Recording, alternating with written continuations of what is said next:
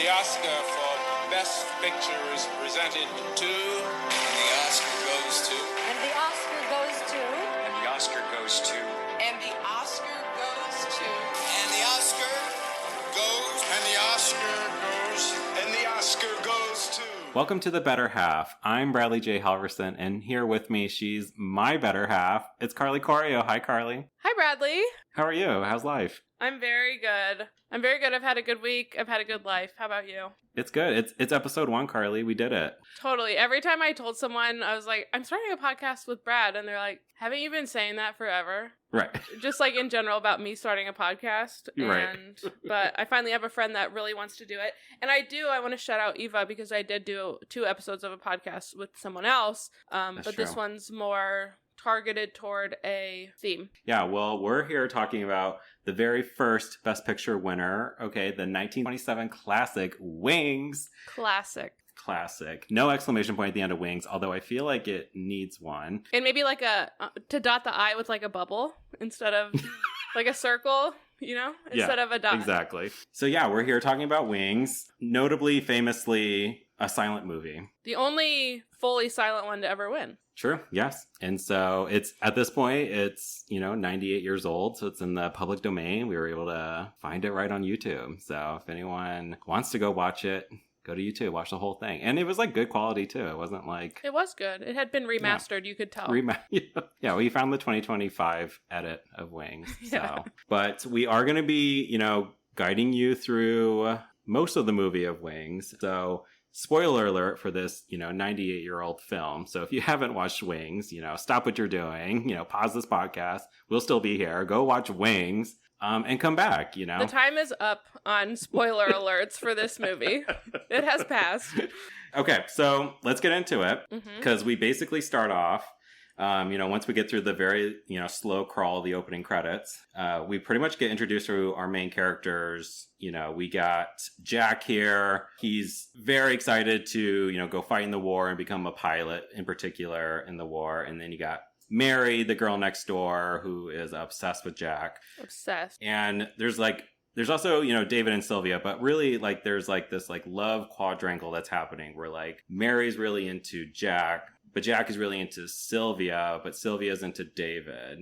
And you can argue that David is then into Jack as well, at least by the end of the movie. But, yeah, in the beginning here, he's all for Sylvia as well, whatever. Yes. And I should preface this a little bit because you had mentioned that David and Jack might be into each other. When we originally Googled the movie Wings, I went to look up how long it is. I went to look up Wings runtime, and the first thing that came up as Google was Wings 1927 gay. So we were like, wait, what? So we looked into it, and so it does have some tones, and it was ahead of its time. No, and I mean, that immediately set the tone for me. Suddenly I was like, oh, I'm like, Wings, it's a silent movie. I think both you and I were a little like, oh god, how are we going to get through this 2-hour silent movie? But as soon as you said the word gay, I was like... Brad was in. I was excited. But yeah, when we first see Jack, he's building a car, I think, in his driveway. He's building some sort of vehicle, a 4-wheeler. I don't really know. Yeah. I think at that point in time, it was a car. Yes. Okay. He's building an off-roader, 4-wheeler, Mustang, Civic, Honda. I don't know. I don't know cars. And we got Mary, peeping over the fence. She's the girl next door. And Mary just is oh, Jack's out. Jack's out there. Jack. She literally hops over the fence, literally leaps over the fence. Actually scales the fence. Helps Jack build this whole car. They name it the Shooting Star. She's so excited to be involved in the project. And immediately upon finishing the car, he hops into it and drives off to go see Sylvia and just leaves Mary literally in his driveway. Leaves her behind after helping him finish his car. And we should say that she draws a shooting star on it, or they draw it together. Yes. They paint it on there. Yeah, very important, the Shooting Star. They named it together. Mary's all a giddy. And he leaves her there in the driveway, and she honestly, I think, just stays in that driveway for a while. Like, I don't think she goes home. Sad. Very sad. And then we cut over, and we get introduced to, like, David and Sylvia. And Sylvia's like, she's like sad Puritan woman on a swing set. And I believe David's there at this point, but they're chatting. I think David at this point knows he's also, like, going to head off to train in the army to become a pilot. We should also say, like, this is, like, the year is, like, 1917. We're, like, in the height of World War One. And so that is specifically kind of what Jack and David are off to. But, you know, Jack, you know, rolls around in his car. He's like showing off to Sylvia. Sylvia's like, you know, whatever she was doing. Honestly, Sylvia, not really a leading character. She honestly stays on that swing set for most of the movie. She I think. somehow managed to get top billing. It, at the beginning of the movie, shows us the three main characters and then Sylvia's, the actors' names. And we cannot stress enough how little Sylvia's in this film, and the 2, maybe 3-minute scenes she's in, she's sitting on a swing looking sad. So yeah, like yearning, full of desire, but saddest girl in the whole world. So in the 2-hour runtime, she's probably in like 15 minutes. If that. That's very generous. But yes, very little of it. And she's into David, and David, you know, we get to see his like home life. He's clearly very loaded, living in a mansion, but also living with his like parents. And dog. And dog, yes. My eyes just naturally glaze over the dog. I don't even remember what it looked like. And I don't remember much from this scene, but I do remember he's like gonna head off to war, and he like kisses his mom full on the mouth. So that was like off-putting, like, to say the least. Full passionate, and it wasn't even just a peck on the mouth. It was lips intertwining kiss. It was way too romantic, and we both audibly gasped. Yeah, I'm like, where's the gay stuff? This is not what I signed up for. This is not what we were looking for. And I think his mom gives him his like good luck charm. It's like this little tiny like bear. It couldn't be keychain. Smaller. It wasn't even a teddy bear. It was about the size of a keychain. You're very right. It actually fits in a shirt pocket. That's how small this thing is. And she said, "This is your good luck. Go to war." Him, a fully grown man in his 20s, probably is thrilled to have this bear. And he's like, all right, Ma, see you later. Smooch. But we should, before we head off to war, we should touch back on Jack and Mary, because Jack is going to head off, whatever. Mary's very upset. And as a parting gift to Jack, Mary gives him a selfie of herself. You know, the original selfie. You know, a 7x5, you know, printed photograph of herself. It's the most cracked selfie I think I've ever seen. Picture someone sitting down and leaning over, like their chest is to their knees almost. Yeah. And looking to the side, and then this big stupid open mouth grin. But also her eyes are confused. That is the picture. And it's a shot from the side, and you just see, if we had an Instagram we would post it, but yeah. And honestly, we may, you know, we may someday.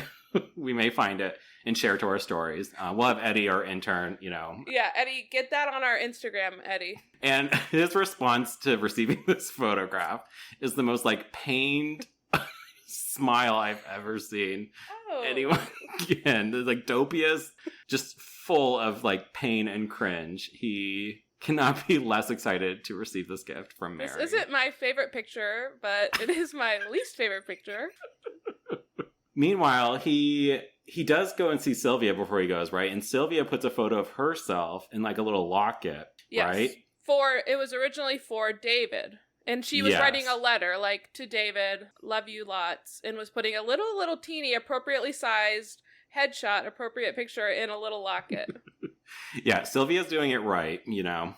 But the problem is Jack shows up, and Sylvia, you know, she doesn't want to be honest about her feelings towards Jack, that she's just not into him. She gives the locket to him. Because Jack sees it and is like, oh, what's this for me? And opens it. Is that for me? Assumes it's his and takes it. Yeah, so that's kind of his good luck charm heading off to war. And David is not aware of this. He's not aware of the locket.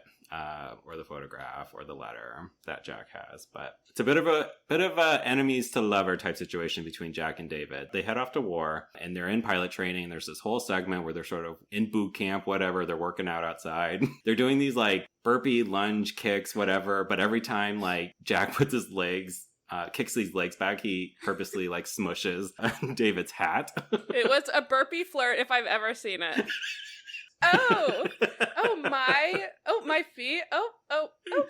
It was very flirtatious. Yeah, and honestly, I think it was like just the same 2-second clip of his like shoe squashing the hat, just reused like over and over again. 1,000%. But this leads to like big, physical fight between Jack and David, and all the men are surrounding them. They're like fight, wrestle, whatever it is. I guess men do.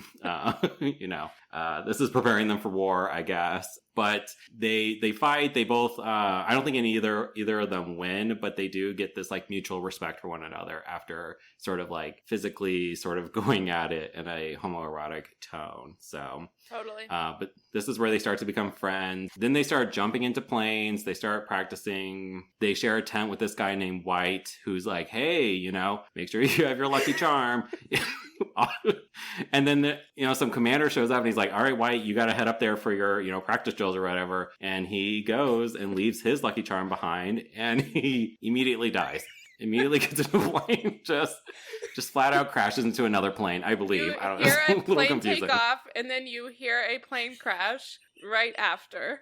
And Jack and David are completely sullen by this person they just met dying. Yeah, literally 5 minutes, and the commander comes back and he's like, all right, you got to pack up all White's stuff. Pack up his stuff. And they're distraught about it. Wow, brutal. We should also say there is a fifth lead character. His name was Schlempf. The problem is I have no idea what he looks like. And like throughout the whole movie, there would be like this new white guy on the screen, and Carly would be like, oh, Schlemp. And so in my head, I would be like, oh, I was like, oh, Carly got it. I'm like, that's Schlemp. Okay, I'm gonna track it going forward. And like a couple scenes later, like I would be like, I would see a new character, and Carly would be like, oh, there's Schlemp. Oh, there's Schlemp. And it had to have been, an hour and a half into the movie, and Brad's like, you are so good at picking out Schlemp.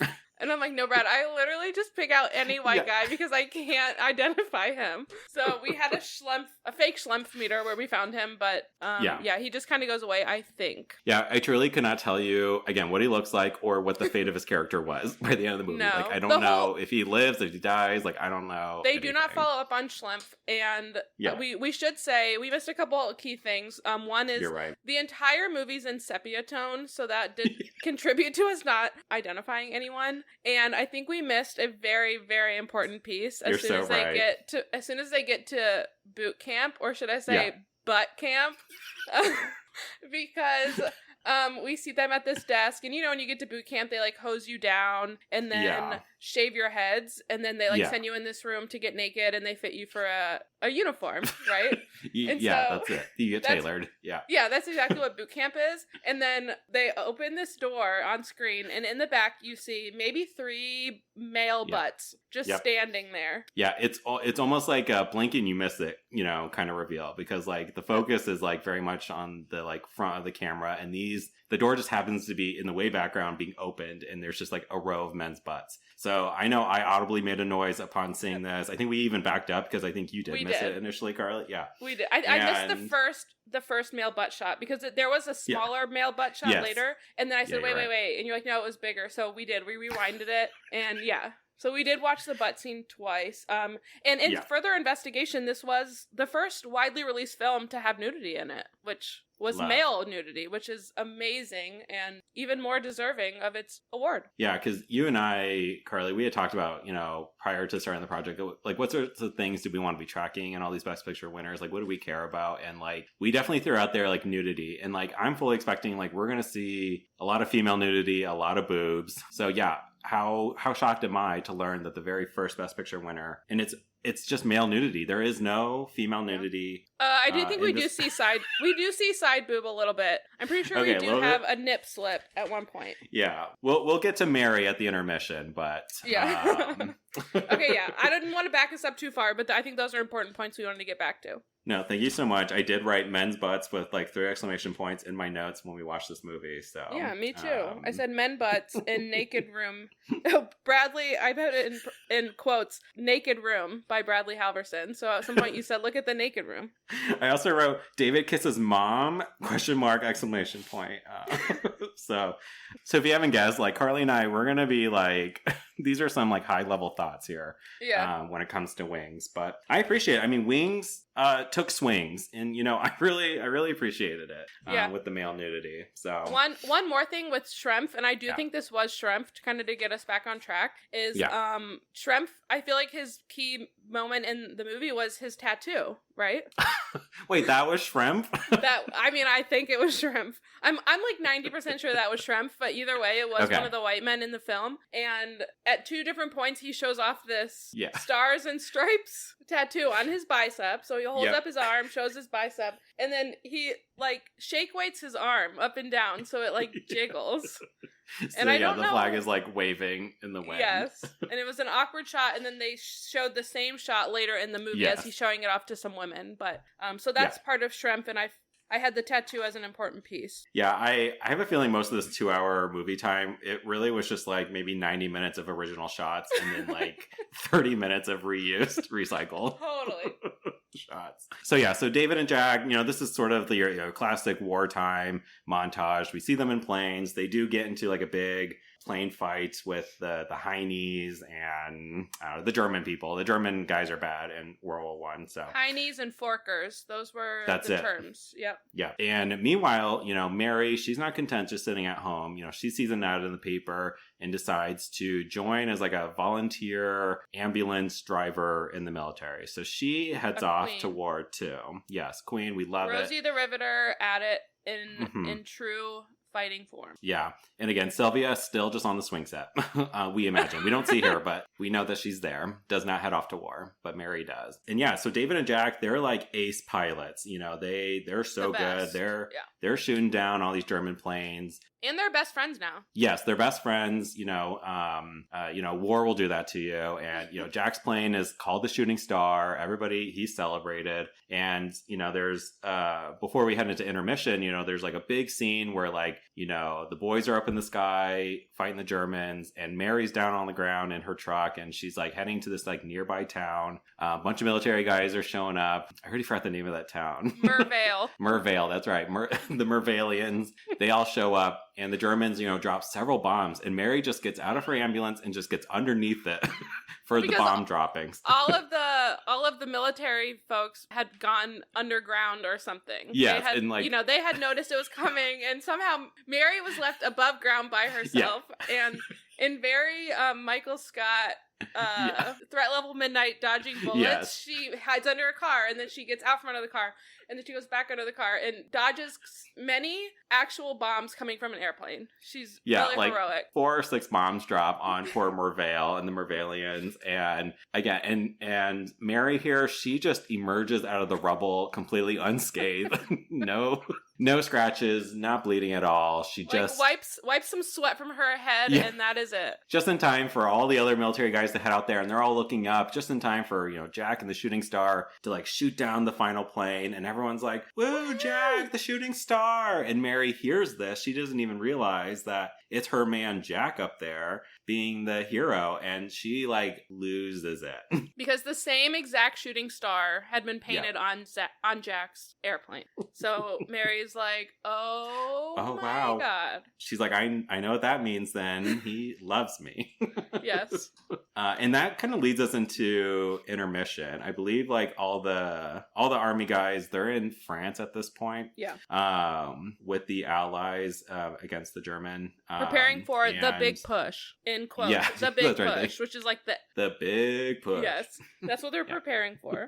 But at this point, they're celebrating their victory. We had an intermission. At this point, Carly and I look at each other and we're like, intermission? Oh, like that's it. Like, how much more time? So I have like another 90 minutes to go. And we come back from intermission, and it's like nighttime in Paris. And Jack and all his army buddies, they go hit up. I mean, it has to be like a brothel. Like, it has to be like a strip club. Yep. Like a French strip club. But just think 1920s version of that. Well, I guess really it's the 1917 version of it. Yeah.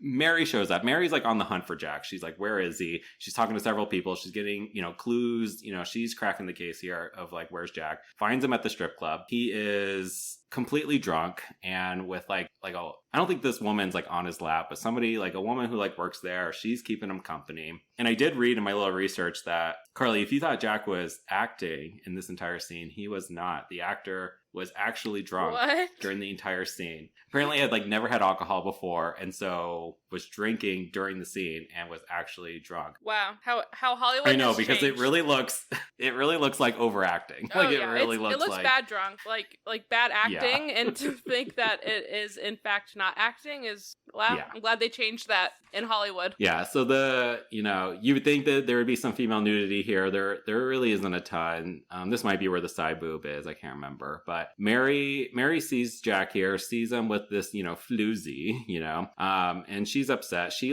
doesn't she get in disguise here? No, she dresses up. No, she actually gets upset and leaves a little bit and goes and talks to some, She cries in the bathroom, right? Yes, and then some it's woman that is classic female. I'll help you, as a classic female bathroom trip would do. Girlfriend, I will help you. And then Mary, they somehow have a whole new wardrobe and makeup and hair extensions available in this bathroom. Yeah. And Mary has a very Sandy from Grease moment and comes out just looking bangin'. A new outfit, Yes, you're so new right. hair, is ready to take on the town, aka Jack. Jack, yeah.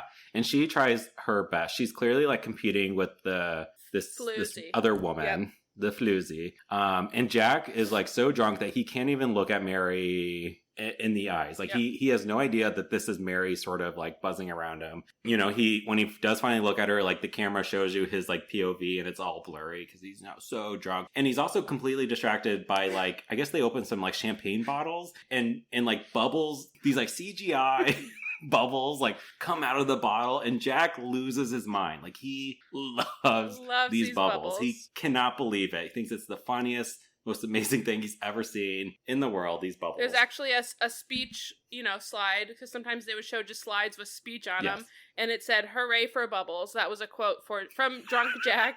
And really explains the next 20 minutes of the whole movie. Yeah, this was a long segment at this Paris French club, whatever, and the bubbles. And eventually, Mary finds a way to get rid of the floozy. They're all kind of walking back, I guess, to Jack's hotel room or wherever it is where he's sleeping. But at this point, it's just Mary and Jack. And Jack, again, has no understanding that this is Mary with him, doesn't recognize her, doesn't see her, which is really a theme of the whole movie, right? He's not really seeing her ever. Wow, what a good interpretation. Thank you. I just came up with that on my own, so... He unfortunately did see that cracked selfie she tried to give him in the beginning. Yeah. So he did see her there, unfortunately for her. But so it's very weird. They get back to the room and it's sort of I don't really know what Mary is hoping that happens here. If he's going to just be hey, I'm in love with you. But he really just passes out on the bed. He does see bubbles come out of the bed for a little bit. He looks around the room, sees bubbles come out of the bedpost. Yep, that's right. And then, just kind of passes out in his bed. And Mary's oh, and I guess also too, it's being revealed to us, the viewer, that the boys have to go back to war, or the big push is here already, it's the next morning. And Mary knows this information, but Jack doesn't because he's drunk and now he's asleep. But she kind of puts the notice, I think, on his nightstand, and then there's a very bizarre segment where she he's passed out, she's still in the room, she puts up a curtain and she proceeds to dress back into her normal clothes. And this is where the nip slip, I have in my notes, this is where the nip slip happens. Just for our viewers, if they want to go back and see both nudities. Yeah, so Mary's in the middle of changing and just happens, these two military guys show up to let Jack know, I guess, that the big push is coming. Yeah. But instead, they open the door and find Mary dressing, and they immediately are "You're fired, Mary. Wow. Go back to the United States." Undressing in a room behind a very covered area while this military man is passed out on his bed because he drank too much. It was they were appalled that she was there and doing anything at all. Not only do they fire her from being a volunteer, ambulance driver in the military, but they put it in the newspaper. Jack sees this later in the film, in the newspaper, that Mary was sent back to the United States. It literally says, Mary Preston, sent back to United States, will no longer be serving duties in the military. And it was in this little snippet, like it can't have cost very much for the military, but they did take out the ad in the newspaper for it. Yeah. Yeah, this in was... a French newspaper, by the way. Yeah. So Mary is kind of, going to be pretty much absent for most of the rest of the movie until the very end. But we pretty much proceed straight into like the big push where now, Jack and David got to suit up, get back in their planes and fight some more Germans. And prior to that happening, we do get some good interpersonal, drama where, David sort of discovers Jack's, little lucky charm. He gets the locket. He sees that, it's Sylvia's photo, but there's the letter with it that basically says Sylvia always loved David. She never loved Jack. And so that really is wow, David's I have something to fight for, I guess, still. Yeah. And him and Jack really don't get into it. They don't beef too hard about this. David, I think, kind of keeps this knowledge to himself. I don't think he really reveals to Jack in that moment that it's not for him. Oh, hey, it's not for you, Yeah. it's for me. But this is important because I do think it distracts David enough as they head off into their planes that David forgets his very important lucky charm, his little teddy bear. The bear thing. The bear keychain thing that his mother lover gave him. So this is important because they head up into their planes. They, a lot of action sequences at this point. Planes are getting shot down. Carly and I are doing our best to track okay, which ones are the bad planes and which ones are the good planes. And we should say for a 1920, really 6 film, or 26, 27, these effects are very good. And I'm sure at the time people watched this movie wow. I don't know how they did a lot of the shots. I have no clue back in the 1920s, but they were very good. Yeah, I will, the one thing I want to say about the director, William A. Wellman, is that he was specifically picked to direct this project because he was the only one in Hollywood who actually had combat experience in World War I and was actually a pilot himself. And I think it really shows because even though I know nothing about the Army, I know nothing about Army tactics or maneuvers or what's historically accurate, but watching these sequences in the planes, it felt very authentic to me. And it felt very it was impressive for a 1927 film. I was it did not look, the bubbles looked worse than these sequences. Plane. And I think that, and I think, we're thankful for it because. And they somehow got shots of missiles falling out of airplanes and shooting, which today, I get it with drones and stuff, but how did Willie do it? Amazing. William A. Wellman. How did he do it? But so things are getting really intense. It's, we're clearly reaching the climactic moment of the movie. And David's plane does go down in enemy territory and he is presumed dead. But we, the viewers, learn very quickly that no, he did survive the plane crash. He just is now kind of navigating on foot in enemy territory. But Jack gets the news that David is dead. He's very sad, but he's the mission still goes on, whatever. He gets back in the plane to go shoot down some more Germans. And David, kudos to him. He really, fights his way through a horde of German soldiers. Called doughboys. Finds this, right? Finds this kind of nearby, I don't know if village is the right, or a base camp or something, but sees a row of German planes there. So he gets into one and flies off. And I remember saying to you, Carly, I was uh-oh. Yeah, you did. You called us, said, oh my gosh, Jack is going to think. And we know that David doesn't have the teddy bear, right? So you can, I'm sure you, the listener, you can see where this is going. But Jack, he's so good at his job. Right. Just a good thing I want to say is at the military base, the German military base, I think there's a little scuffle and they're kind of, fighting a little bit and talking. And at one point, Bradley said, I can't believe this is what men used to do. And now we're drag queens. I was thinking too, the sepia tone that the whole movie is in was very much like season 1 of RuPaul's Drag Race, a little bit filtered. The old shows, old meaning early 2000s that I don't want to watch because they're not in HD. Yeah. Yeah, exactly. Yeah, that was a little tough. Yep. But yes, then we're at this military base and David sees the plane and says, I'm going to get it. Gets in, takes off. I'm sure the audiences in 1927, they were all in the theater hooping and hollering. They're like, David, yay! But then here comes Jack. Little did they know. Jack sees a lone German plane out there and is like, not today, and shoots David out of the sky, not knowing that it's his buddy, his pal, his lover, really. And David had, obviously David knew and sees Jack in the plane and yes, is that's trying to right. like wave like, no, Jack, it's me. Hey, hey, me, don't. your lover. Yeah, don't do that. Hey, and hey, bad vibes, dude. Right. But the shooting star prevailed and did shoot down David's plane. Yes. And he kind of crash lands into like a random person's house. It's this like older woman carrying a 36-month-old child. A very cute little kid that Bradley somehow believes looks like the little girl from The Ring, and I don't understand. No, I said she is Renesmee Colin, but the CGI gosh. version. Yeah. In whichever Breaking Dawn it is. This also will, I'm sure, be a theme in our 96 episodes, but Brad does not like any child actor, really, even in real life, not a big fan of children. Yeah. But child actors will never impress Brad, and he'll never like them. So. Yeah, she was scary. We can track the child actors. We'll see if any of them actually, turn out some performances that I can get on board for. But silent, creepy Annabelle girl, I wasn't vibing with. And she also had no part in the movie. She literally was just there to like be cute and like stand there and show like, oh, there's still innocence in the world. And Bradley thinks that she ruined the whole film. No. I'm telling you, the shot was scary. The mother standing there, she's holding the child. The child's like facing the mother, and it was very like Exorcist style. Her neck just does a 360 and turns and looks back at you, like directly at the camera. Yeah. It was spooky. So this is the house that David just kind of crash lands into with the plane. And Jack he touches down. Everybody's initially celebrating, but then Jack sees that it's David, and suddenly this heroic moment turns to tragedy as, they get David out of the German plane. He's, despite the fact that I feel like there was no blood or anything, David's clearly not doing well, laying there feeble, and Jack is there by his side, holding his head, supporting him. There's a lot of petting of the hair. A long embrace, hair caressing, and then it happens. David's like, no worries, it's all cool. Like, I get it. I had a great time. I forgot my bear. That's really why this happened.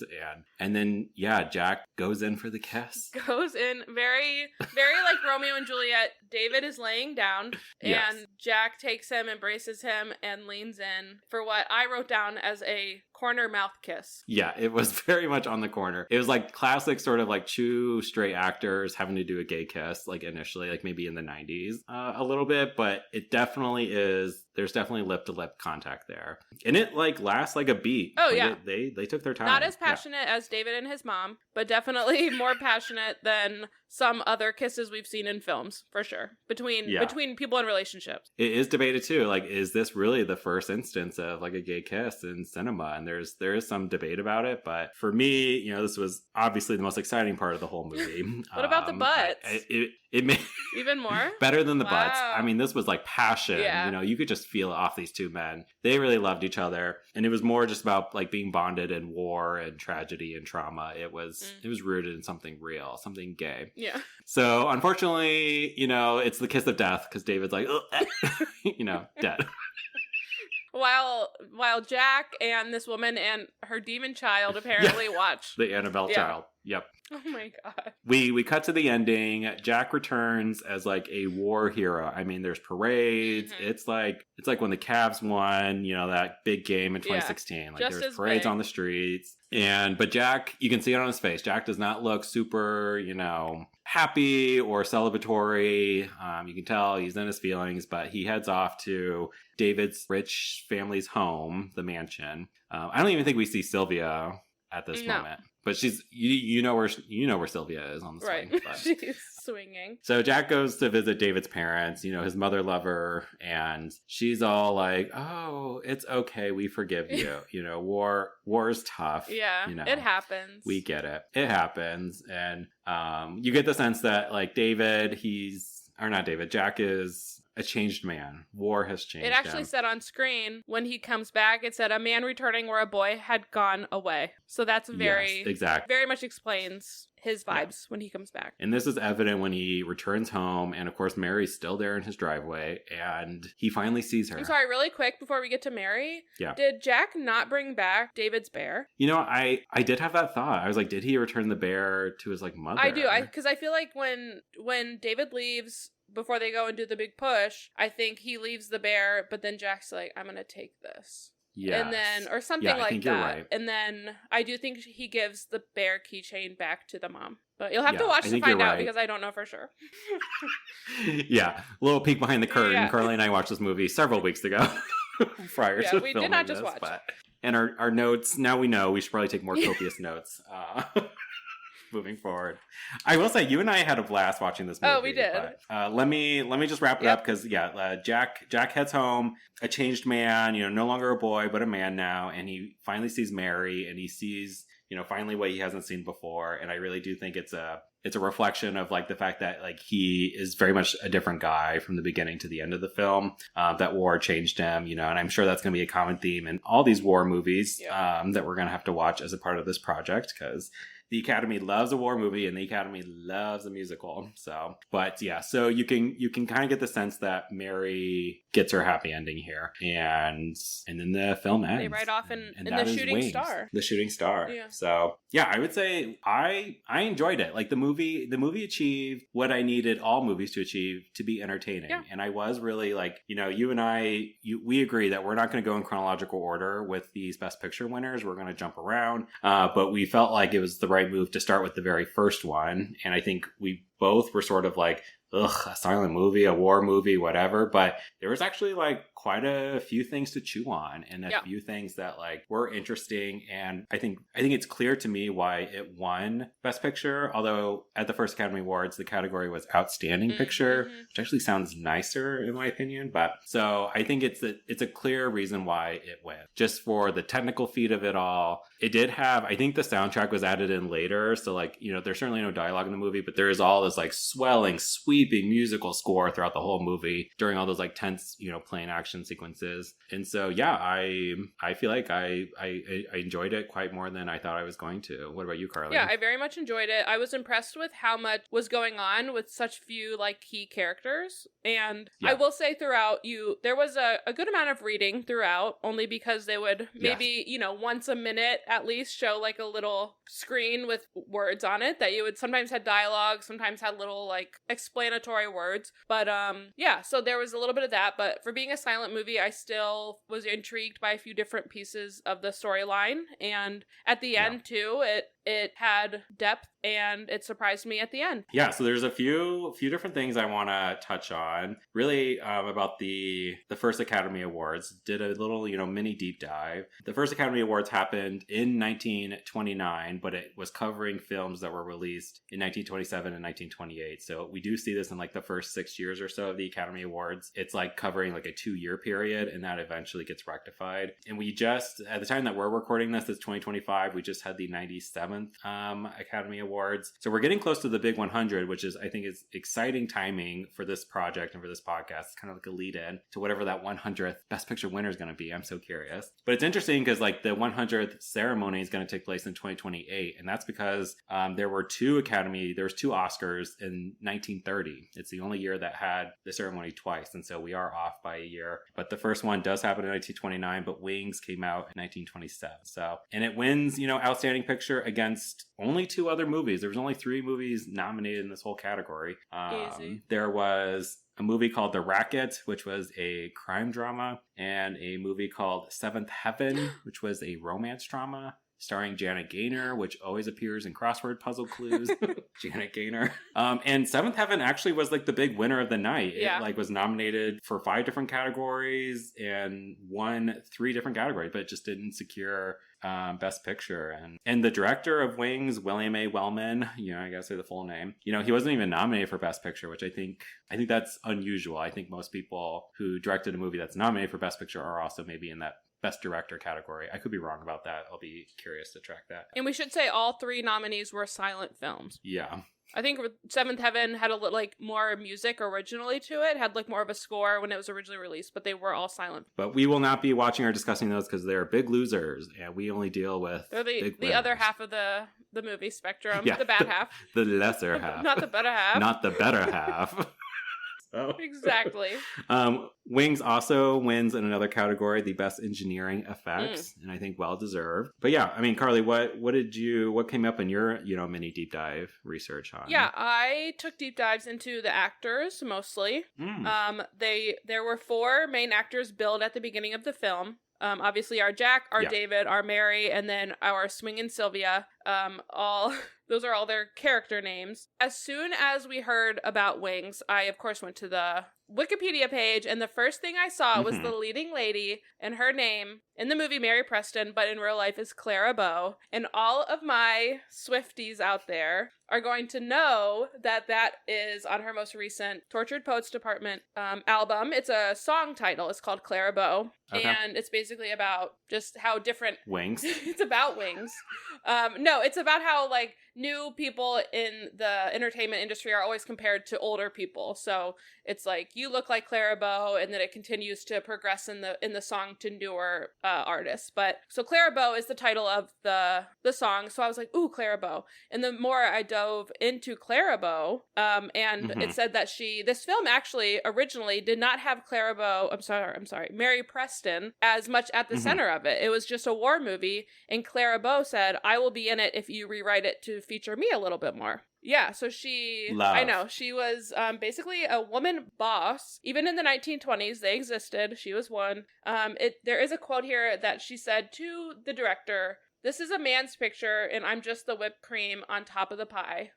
Before he rewrote it. So she really was trying to get a little bit more for the girlies, which we'll talk about. Yeah. And I think she probably did. I can't imagine what it would have been before this. It probably wouldn't have had as much, I don't know. I guess they would have just removed that love story a little bit. Maybe Clara Bow was the only swinging lady, and then they added like a little bit of something else. And I don't know. Yeah, I could easily see a world here where they kept both Mary and Sylvia just there at the beginning, and then the boys go off to war, and then the rest of the movie is just the boys at war. So I almost see everything that Mary does, being the ambulance driver and even the god-awful bubble segment, like probably was due to her and credit to her and fighting for that. I love that. Yeah, so that was like a big thing that I loved. And then another thing about Clara Bow that I was reading about is Betty Boop was actually modeled after Clara Bow. And if you look at a lot of photos of Clara Bow, she has that like poofy hair. She has the like very 1920s lips. Like who am I thinking of from Drag Race? Susie Toot. Very Susie Toot lip makeup. Yes, exactly. So yeah, Clara Bow, I think, which is probably a little bit more of a reason why she had a song from Taylor Swift, not a whole song to her, is she just seems like a really fascinating woman of the 1920s. So that was a big thing. Yeah. And then the only other thing that I saw, two other things. So Jack Powell was played by Charles Rogers, also known as Buddy Rogers, who I was like, oh, that name sounds familiar. And people called him America's boyfriend because he was just a very popular actor. And my boyfriend. Right. We really liked him a little more than David. We compared David to Creepy Thin Man from Charlie's Angels. That was how, because with the sepia tones, we couldn't tell them apart all the time. So we did have to associate things with them. So yeah, big fan. And about Buddy Rogers, he was born in Olathe, Kansas. And Kansas, I say. And he went to, wait for it, the University of Kansas, which is the right state, wrong school, in our opinion, as K-State alums. Yeah, I thought that was cool. Okay. So he basically grew up right around the place that the two of us met and our love story started. Yeah. So, yeah, so that was big. And then the only other thing I found about the actors are David, who's played by Richard Arlen, and Sylvia, who's played by Jabina Ralston. They were married in real life. Oh my god. I know. And then apparently Richard just sat by as Jabina got very little screen time and maybe showed up for 3 days of filming, I would assume. Yeah, well, I think they had good chemistry on screen. Yeah. It was not the romance I was as invested in as I was. Although, I feel like Mary Girl, there's so many red flags here with Jack. Yeah. But, the heart wants what it wants, blah, blah, blah. But, and then, of course, Jack and David are the actual, on-screen chemistry and romance. But that is interesting. Yeah, so those were all good things I found. And it was fun to look into all these older folk. I'm interested to see if we'll see them in other early on winners, if we'll be like, oh my god, there's blah, blah, blah. So we'll have to see. Yeah, that'll be an interesting thing to track. Of course, we're going to be like jumping around in time, right? We're not going to go in chronological order, but yeah, it will be fun to kind of stop down, whenever we do get to those, the second, Best Picture winner and the third and the fourth, I think it's going to be fun to sort of prognosticate sort of like what was going on during the time. Like, what did these winners in close proximity say about the times. I think like something like Wings makes a lot of sense for the first Best Picture winner, just given the subject matter and the fact that, this was covering events that happened 10 years before, but probably still fresh on the minds of the people watching this movie. And so like, I bet that's probably like going to be a clear pattern for us to see, what resonates with the audience, or really the Academy voters, I guess, at that particular time. Like, why did this win Best Picture? And I feel like I can see that very clearly, just given the subject matter. So, and from that, I want to segue us to our segment, which we're calling "Who is this for?" This is for. Who is this for? Wait, who is this for? Carly and I are going to answer this question based on a demographic group to which we belong to. Yep. And whether or not, so I will be answering for the gays. Carly will answer for the girls, whether or not we think Wings is for the gays, is Wings for the girls. And I will go first, and I will unabashedly say that Wings is for the gays, okay? You might think I'm crazy, okay? You may disagree initially. Your gut instinct might be like, Brad, whoa. Whoa, it's a war movie, Brad. It's a war movie, silence. I'm telling you. Just like Carly said at the start of this podcast, like, as soon as you Google Wings, you're going to be led to that gay kiss. Yep. And with the men's butts, that was the whipped cream on top, of this whole movie.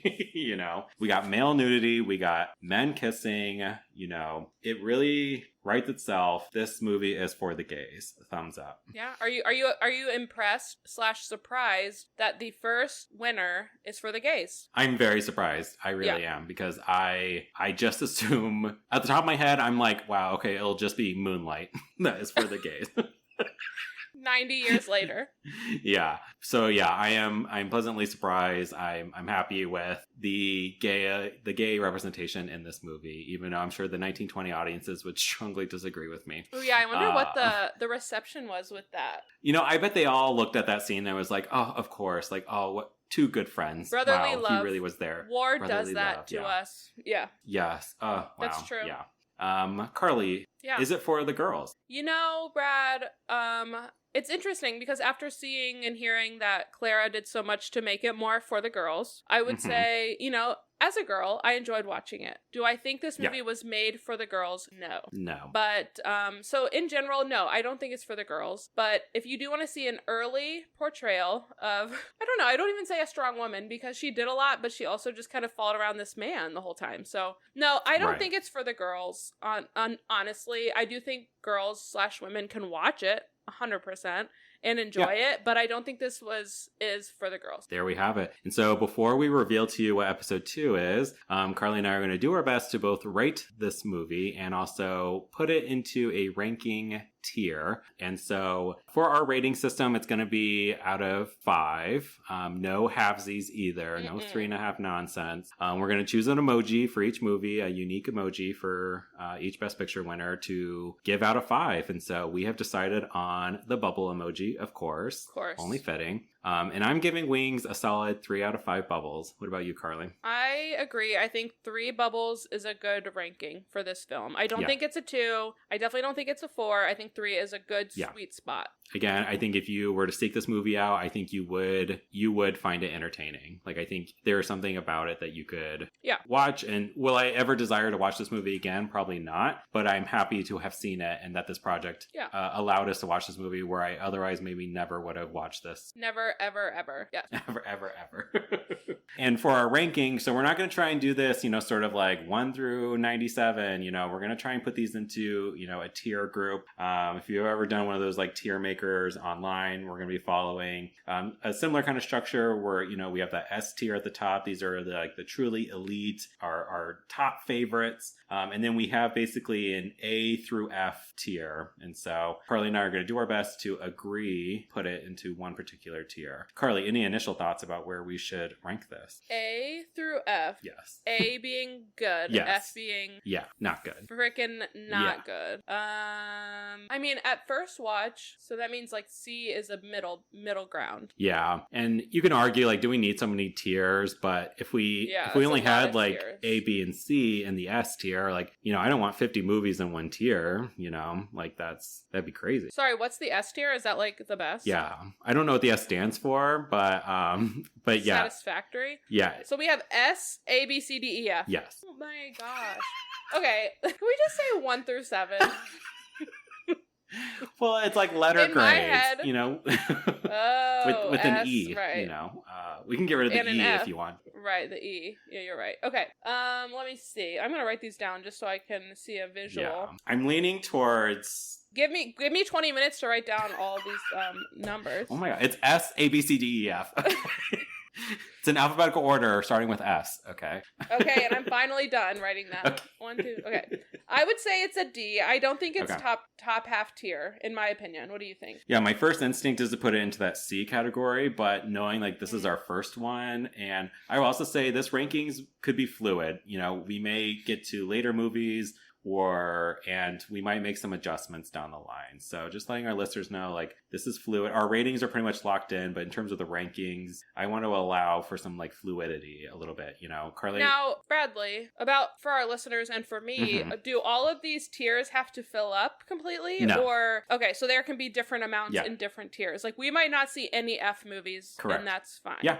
Okay. Yeah, it's just Okay, it's, just making it's sure. there as an option, and you know, with us ranking 90, plus movies, that's why I want there to be enough tier levels that like we can have a clear idea of like these were our favorites. These chunks of movies were in this kind of group or category. We feel the same or similarly about these groups of movies that are in the D as opposed to the C or whatever. But like, will we have a strong understanding of what's the difference between a C or a D? Maybe not so much, but like it's all arbitrary anyways. It's just for us, It's just for us, which is Yeah. what this podcast is. Just for us. us. So- and for you, our listeners. Yeah. Yeah, if you're listening. Carly, I'm going to agree with you. I think we should put it in the D tier. Yay. Certainly there was a lot of D in the movie, so I think it's fitting. Oh, you're right. Yeah, so love that. Carly, is I there like anything that. else you want to discuss about Wings before we reveal our episode 2 movie? No, I don't think so. It was a good movie. Yeah. I'm glad we watched it. I'm glad I never have to watch it again. Yeah. You know? Yeah, and again, like if you are going to follow us along on this journey, you can find Wings on YouTube. Unfortunately, you won't be able to It find is every public domain. domain. Honestly, I think the first couple Best Picture winners are in the public domain, and which tells us like pretty much every year the next movie is going to be in the public domain, which is kind of scary. It's kind of wild to think that this movie came out 98 years ago, and you and I here are podcasting about it nearly 100 years later. Fuck. I know. Clarabelle probably didn't even dream of this. Claire's like, a woman podcasting? Like, groundbreaking, What? She would think you're a pioneer, Carly. She really would. Totally. Okay, well, I think we're ready to kind of wrap things up and let you all know, in case you want to watch this movie before you listen to our podcast, if you want to follow us along. But again, we're not going in chronological order. We are doing kind of a random number generator and picking a movie from a couple of options. So for our episode 2, Carly and I will be covering Oliver! Exclamation point. Oliver.